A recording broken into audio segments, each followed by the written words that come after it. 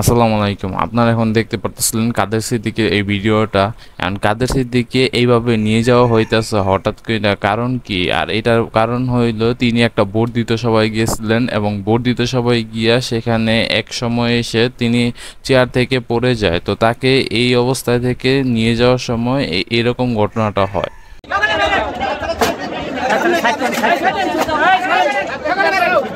আরে সাইড হন সবাই না করলে না তো কাজ করেন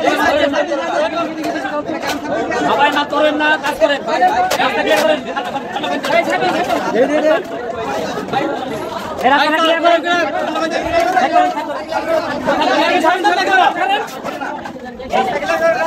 প্লিজ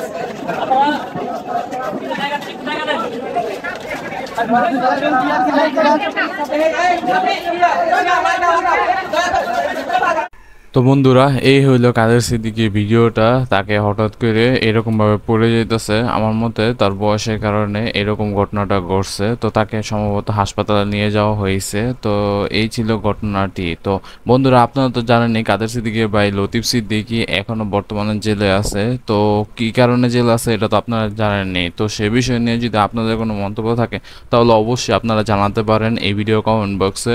আর আপনাদের কাদের কাদের মনে হয় যে লতিফ সিদ্দিকী যে জেলে নেওয়া যাওয়ার ব্যাপারে যে এই যে অনেকে বলতেছে মুক্তিযুদ্ধ কথা বলার কারণে তাকে জেলে নেওয়া হয়েছে, আর অন্যদিকে জুলাই যোদ্ধারা বলতেছে তিনি আওয়ামীর একজন সদস্য ছিলেন আর তিনি আওয়ামী লীগের মতন এই ব্যবহার করতেন মানুষদের সাথে। তো এরকমই কথা বলতো জুলাই যোদ্ধারা। তো আপনাদের এই বিষয় নিয়ে কি মন্তব্য তা অবশ্যই কমেন্ট বক্সে জানাবেন। তো এই ছিল ভিডিওটি নিয়ে যদি মন্তব্য থাকে তাহলে অবশ্যই কমেন্টে জানাবেন। তো দেখা হবে নতুন কোনো ভিডিওতে।